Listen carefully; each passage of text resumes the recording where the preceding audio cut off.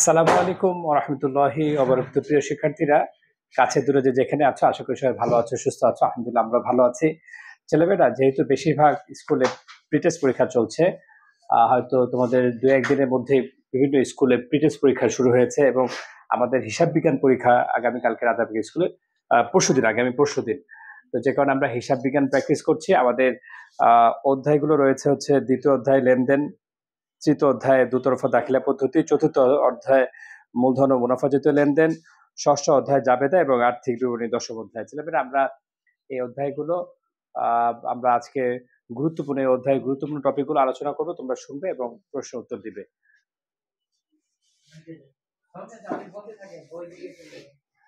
আচ্ছা, এসো ছেলেমেয়েরা, আমরা আমরা একটু শেষ থেকে শুরু করতে চাচ্ছি। আমরা দশম অধ্যায় থেকে শুরু করতে চাচ্ছি। হ্যাঁ, আমরা প্রথমে দশম অধ্যায়ে চলে যাচ্ছি। আর্থিক বিবরণী কোন অংশে? আর্থিক বিবরণী। সবাই 141 পৃষ্ঠায় এসো।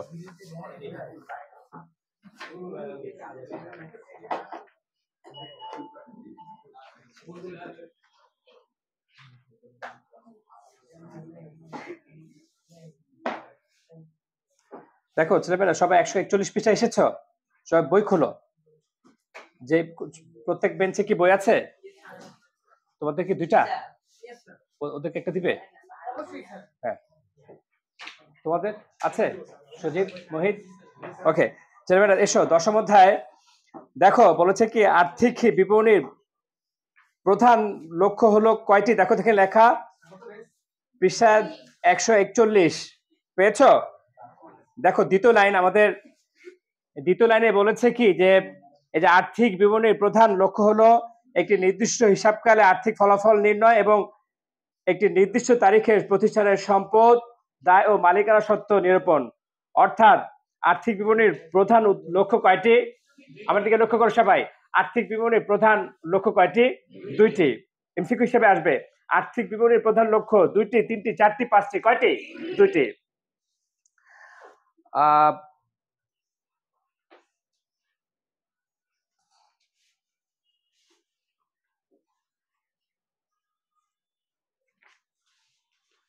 142 পৃষ্ঠায় এসো। 142 পৃষ্ঠায় দেখো বলেছে কি যে আন্তর্জাতিক হিসাব পান 01 IAS 01 অনুযায়ী নিম্নরূপ 5 প্রকারের আর্থিক বিবরণী প্রস্তুত করা হয়। তাহলে আর্থিক বিবরণীর অংশ কয়টি? 5টি। আর্থিক বিবরণীর অংশ কয়টি? 5টি। বিষয়দায় বিবরণী, মালিকানা সত্ত্ব পরিবর্তন বিবরণী, আর্থিক অবস্থার বিবরণী, নগদ প্রবাহ বিবরণী, আর্থিক অবস্থার বিবরণীতে ব্যবহৃত প্রয়োজনীয় নোট ও গুরুত্বপূর্ণ হিসাবে নীতিমালা। তাহলে আর্থিক বিবরণীর অংশ কয়টি? 5টি। আর্থিক বিবরণীর অংশ কয়টি? 5টি। আর আর্থিক বিবরণীর প্রধান লক্ষ্য কয়টি? 2টি। আর্থিক বিবরণীর প্রধান লক্ষ্য 2টি আর আর্থিক বিবরণীর অংশ 5টি। ছেলেমেয়েরা,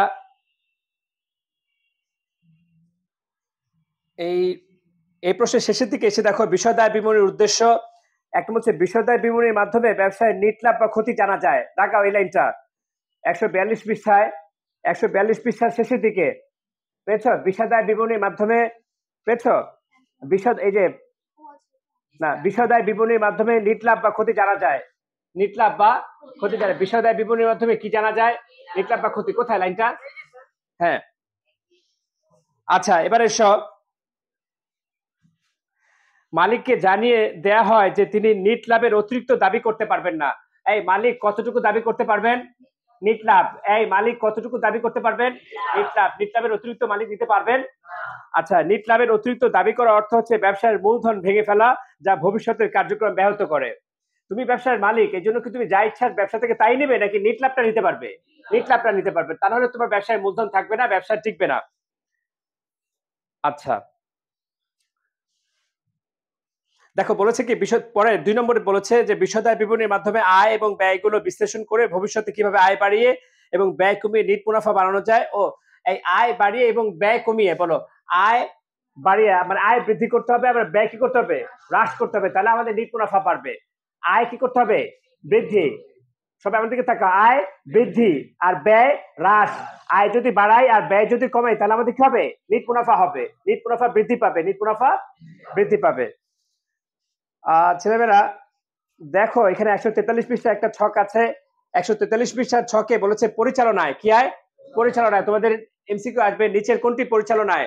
এখানে দুইটা দিয়েছে, আমরা বলবো তিনটা। কয়টা বলো? বিক্রয়, সেবা বিক্রয়, সেবায়। তাহলে পরিচালনায় এই ছকের আলোকে পরিচালনায় কয়টা দিয়েছে? দুইটা। কয়টা এখানে আছে? কয়টা? দুইটা, কিন্তু আমরা বলবো কয়টা? তিনটা। কি কি বলো? বিক্রয়, সেবা বিক্রয়, সেবায়। সেবা বিক্রয় লিখে রাখো, বিক্রয় সেবা বিক্রয়। তাহলে পরিচালনায় কয়টা? তিনটা। কি কি? ওই সেবা বিক্রয় সেবায় একই কথা, এই জন্য দুইটা দিয়েছে ওরা। ঠিক আছে, কিন্তু সেবা বিক্রয় যদি না লেখা থাকে তাহলে তো তুমি পারবে না। হ্যাঁ হ্যাঁ, না এখানে থাকো, ক্লাস করো। আচ্ছা এবার এসো, এবার অন্যান্য আয়। কি আয়? অন্যান্য আয়। আমাকে লক্ষ্য করো সবাই, কি আয়? অন্যান্য আয়। ছেলেমেয়েরা আমার দিকে লক্ষ্য করো। সারা পৃথিবী জুড়ে বিক্রয়, সেবা বিক্রয়, সেবায় আমরা মুনাফাজিত আয়গুলো শিখেছি না? আমরা কি শিখেছি? মুনাফাজিত আয়। কি শিখেছি? মুনাফাজিত আয়। প্রথম তিনটা কি? বিক্রয়, সেবা বিক্রয়, সেবায়। এখানে ওরা এটাকে পরিচালনা আয় বলছে, মানে প্রত্যক্ষ আয়। আর বাকি যে সবগুলো আয় আছে, বাকি যে আয়গুলো আছে, এগুলোকে কি বলে আমরা? অন্যান্য আয়। কোথা থেকে শুরু হয়েছে? কোথা থেকে শুরু হয়েছে? উপভাড়া। আর শেষ হয়েছে বৈদেশিক মুদ্রা বিনিময়জনিত মুনাফা। বুঝতে পারছো তো? তাহলে পরিচালনা আয় কি কি, আর অন্যান্য আয় কোনগুলো? উপভাড়া, শিক্ষানবিশ সালামি, বিনিয়োগের সুদ, উত্তোলনের সুদ, ব্যাংক জমা সুদ, সকল প্রকার প্রাপ্ত বা প্রাপ্তি, শেয়ার হস্তান্তর, ফি, অনাদায় পাওনা, আদায়, পুরাতন খবরের কাগজ বিক্রয়, স্থায়ী সম্পদ বিক্রয়জনিত মুনাফা, জ্বালানি পণ্যের মুনাফা, বৈদেশিক মুদ্রা বিনিময়জনিত। ছেলেমেয়েরা দেখো তো এখানে কোন এন্ট্রি কি তোমাদের অপরিচিত? অন্যান্য আয় দেখে বলো, দেখে বলো।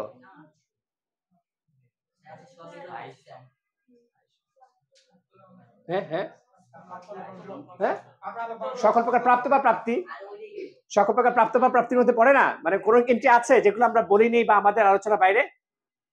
আচ্ছা এবারে এসো, বিক্রিত পণ্যের ব্যয়। কি ব্যয় ছেলেমেয়েরা? ওটা আয়, সেবা বিক্রয়, সেবা বিক্রয়, সেবায়, ভাড়া আয়, বেতন আয়, মানে যে কোনো ব্যয়ের পাশে আয় লিখলে আয় হয়ে যায়। সকল প্রকার প্রাপ্ত বা প্রাপ্তি এই হয়েছে। এবার বিক্রিত পণ্যের ব্যয় এসো। ছেলেমেয়েরা তোমাদের মধ্যে কে বলতে পারবে বিক্রিত পণ্যের ব্যয়ের মধ্যে কোন এন্ট্রি গুলো আসে? প্রত্যক্ষ ব্যয়। আমাদেরকে তাকাও, বিক্রিত পণ্যের ব্যয়ের মধ্যে কি আসে? প্রত্যক্ষ ব্যয়। কি ব্যয়? এবার পরিচালন ব্যয়। কি ব্যয়? পরিচালন ব্যয়গুলো একটু দেখো, দেখে নাও তাড়াতাড়ি।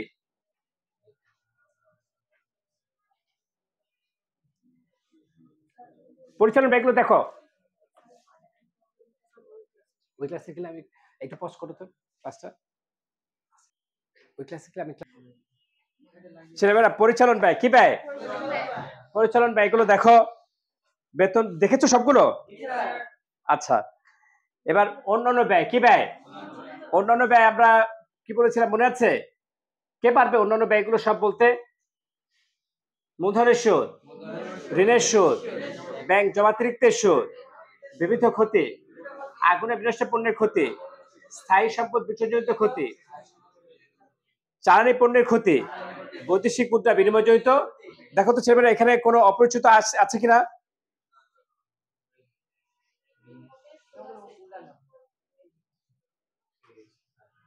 কোনটা? ঋণের সুদ আর ঋণ প্রতিশোধ পার্থক্য কি? হ্যাঁ, তারপর আচ্ছা কোন এন্ট্রি এরকম আছে যে আমরা ওকে ছেলেমেয়েরা এবার এসো। লক্ষ্য করো ছেলেমেয়েরা, আমাদের এখানে প্রথম অংশটায় সেবামূলক আর্থিক বিবরণীর বিষয়দায় বিবরণী দেখিয়েছে। দেখছো সবাই 144 পৃষ্ঠা দেখেছো?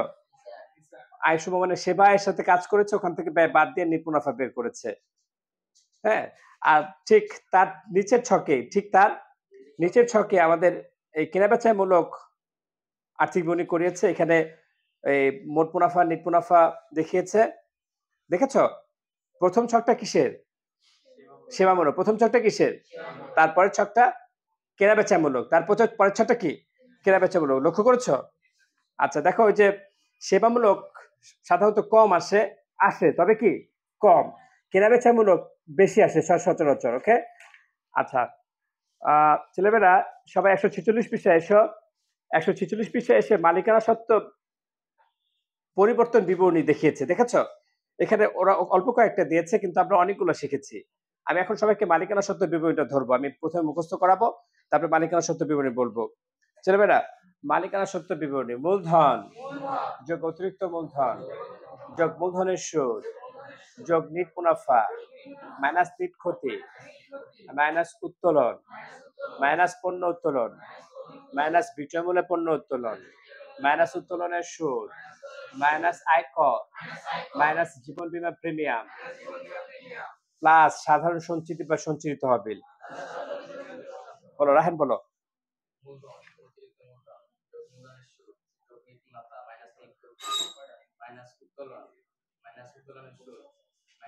মাইনাস উত্তোলন মাইনাস পণ্য উত্তোলন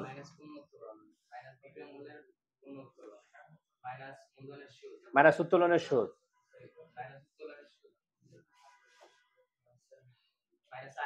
মাইনাস জীবন বীমা মাইনাস আয়কর প্লাস সাধারণ সঞ্চিতি বা বল, তুমি বলো।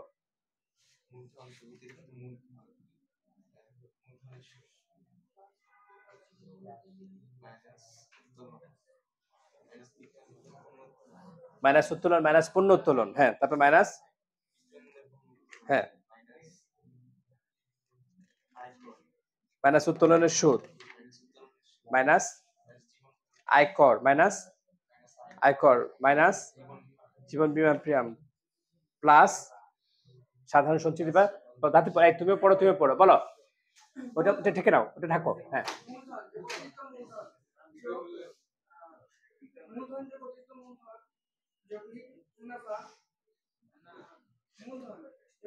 পরে বলো তুমি, এই নিথার বলো।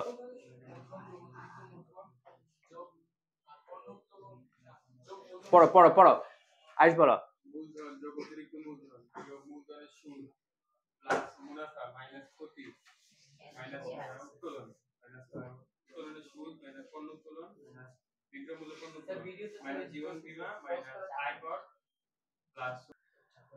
ছেলেরা মেয়েরা দেখো, আমরা মালিকানা সত্ত্ব বিবরণী প্র্যাকটিস করছিলাম। মালিকানা সত্ত্ব বিবরণীটা আমাদের সাধারণত মানে 4 অথবা 5 মার্কসের জন্য আসার সম্ভাবনা আছে। তোমাদের গত পরীক্ষা এসেছিল। তো এই মালিকানা সত্ত্ব বিবরণীর পর আমরা প্র্যাকটিস করছিলাম আর্থিক বিবরণীর এই লাস্ট অংশে আমরা মালিকানা সত্ত্ব বিবরণী আলোচনা করেছি। এছাড়া আমরা এখানে যে এমসিকিউ গুলো আছে, টেস্ট পেপারটা আছে না, টেস্ট পেপারটা একটু দাও তো। আর্থিক বিবরণীটা কত পৃষ্ঠার জন্য এমসিকিউ গুলো?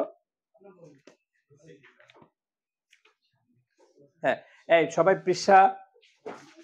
এসো, পৃষ্ঠা 284-তে এসো।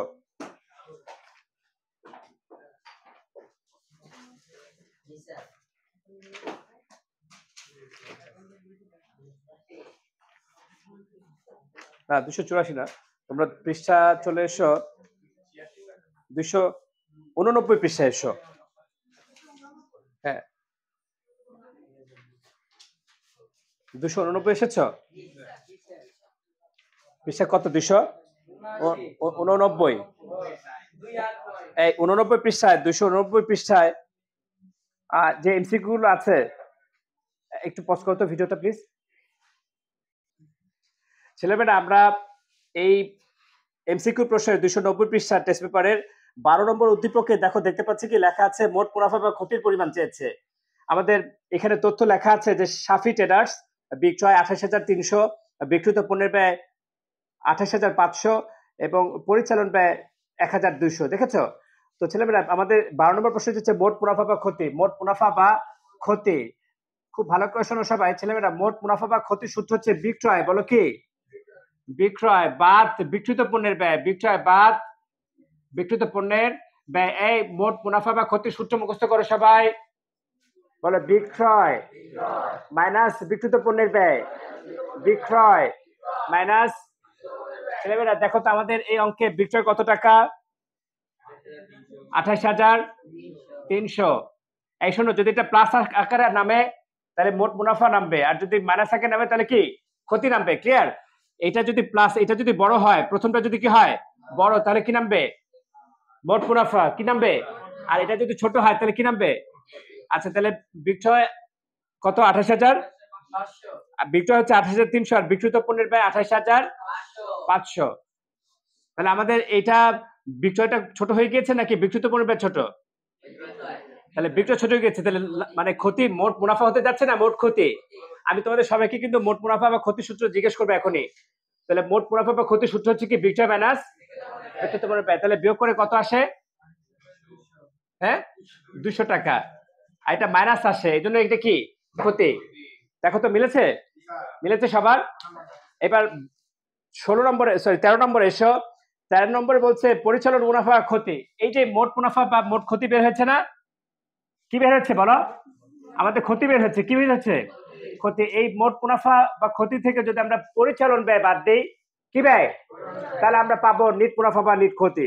পরিচালন মুনাফা বা পরিচালন ক্ষতি। পরিচালন মুনাফা বা, তাহলে আমরা এখন পরিচালন মুনাফা, ছেলেমেয়েরা পরিচালন মুনাফা বা ক্ষতির সূত্র, পরিচালন মুনাফা বা ক্ষতি সূত্র মুখস্থ করো। মুনাফা অবলিক ক্ষতি। শোনো, পরিচালন মুনাফা অবলিক ক্ষতি সূত্র হচ্ছে মোট মুনাফা, বলো মোট অবলিক মোট ক্ষতি, অবলিক মোট ক্ষতি, যেটা আমরা একটু আগে পেয়েছি, তাই না? মাইনাস কি পরিচালন ব্যয়, মাইনাস পরিচালন ব্যয়, মাইনাস পরিচালন ব্যয়। তাহলে মোট মুনাফা বা পরিচালন মুনাফা বা পরিচালন ক্ষতি সূত্রটা কি? মোট মুনাফা বা মোট ক্ষতি মাইনাস, আমাদের মোট মুনাফা বের হয়েছিল না মোট ক্ষতি বের হয়েছিল? মোট ক্ষতি কত ছিল এখানে? মাইনাস 200। আর পরিচালন ব্যয় কত? কত? 1200। ছেলেমেয়েরা এটাও কি মাইনাস, এটাও কি মাইনাস। তাহলে এখন এটা থেকে বিয়োগ করবো না যোগ করে নামাবো? তাহলে কত হয়? কত হয় বলো? 1400। আমার কথা কি সবাইকে বুঝতে পেরেছো? এটা থেকে এটা তো মাইনাস হওয়ার কথা, কিন্তু এটাও যেহেতু মাইনাস, এটাও যেহেতু মাইনাস, তাহলে দুটোই কি করবো? মাইনাসে মাইনাসে প্লাস, কিন্তু এখানে মাইনাস আকারে নামাবো। তাহলে এটা, তাহলে এটা যেহেতু মাইনাসের মান বড় না, দুটাই তো মাইনাস, আলটিমেটলি দুটাই কি, এটাও মাইনাস এটাও কি মাইনাস। তাহলে এখানে যখন মাইনাস নামবে তখন ক্ষতি, মাইনাস নামলে কি ক্ষতি, আর প্লাস নামলে লাভ বা মুনাফা। এই নিশান বলো এখানে, এখানে, এখানে দুটাই তো মাইনাস বাবা, এটাও মাইনাস এটাও মাইনাস। আচ্ছা বলো সাব্বির, মোট মুনাফার সূত্রটা বলো। বিক্রয় বা বিচ্যুত বাংলাদেশ বিচ্যুত পণ্য ব্যয়। বলো সজীব, বলো পরিচালন মুনাফার সূত্রটা বলো। মোহিত বলো পরিচালন মুনাফার সূত্রটা বলো। হ্যাঁ, মোট মুনাফা বা মোট ক্ষতি থেকে পরিচালন ব্যয় বাদ দিব, এই তো সহজ তো। তারিফ বলো মোট মুনাফা সূত্রটা বলো। আয়ুষ বলো পরিচালন মুনাফা বা পরিচালন ক্ষতির সূত্রটা। পরিচালন ব্যয়। সবাই কি ক্লিয়ার? বুঝতে পারছো সবাই? আচ্ছা একটু পজ করে দাও ভিডিওটা। ছেলেমেয়েরা আমাদের এই এমসিকিউর 14 নম্বরের উদ্দীপকে বলেছে যে বিক্রিত পণ্যের ব্যয় সূত্র কি চেয়েছে? বিক্রিত পণ্যের ব্যয়। সবাই একটু লক্ষ্য করো, বিক্রিত পণ্যের ব্যয়। বিক্রিত পণ্যের ব্যয় সূত্রটা একটু দেখো। বিক্রিত পণ্যের ব্যয় সূত্র হচ্ছে বিক্রয়, কি বলো? বিক্রয় মাইনাস মোট মুনাফা। তাহলে আমরা এ পর্যন্ত 3টা সূত্র শিখেছি। প্রথমে মোট মুনাফা, তারপর পরিচালন মুনাফা বা পরিচালন ক্ষতি, আর এখন শিখতে হচ্ছে বিক্রিত পণ্যের ব্যয়। বিক্রিত পণ্যের ব্যয় সূত্র কি বলো? তাহলে আমাদের এই প্রশ্নে বিক্রয় কত বলে দিয়েছে? কত? 1 লক্ষ। আর মোট মুনাফা আমাদের উদ্দীপকে কত আছে? কত? 20,000। তাহলে 1 লক্ষ থেকে 20,000 বাদ দিয়ে থাকে 80,000। অ্যান্সার মিলেছে? আচ্ছা 14। এরপর আর কোন সমস্যা? হ্যাঁ কত? সমাপনী মজুদ পণ্যের পরিমাণ, তাই না? দেখো এই লক্ষ্য করো আমাদের এই 22-এর উদ্দীপকে এসো। কত? 22 নম্বর প্রশ্ন এসো, বলেছে প্রারম্ভিক মজুদ 10,000, ক্রয় কত? 2,80,000 এবং বিক্রিত পণ্য ব্যয় 25,000, মোট মুনাফা 40,000 হলে সমাপনী মজুদ পণ্যের পরিমাণ, সমাপনী মজুদ পণ্যের পরিমাণ চেয়েছে। বুঝতে পেরেছ? লক্ষ্য করো ছেলেমেয়েরা,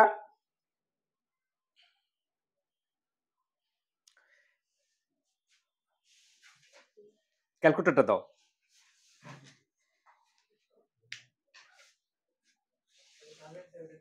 একটু পজ করো।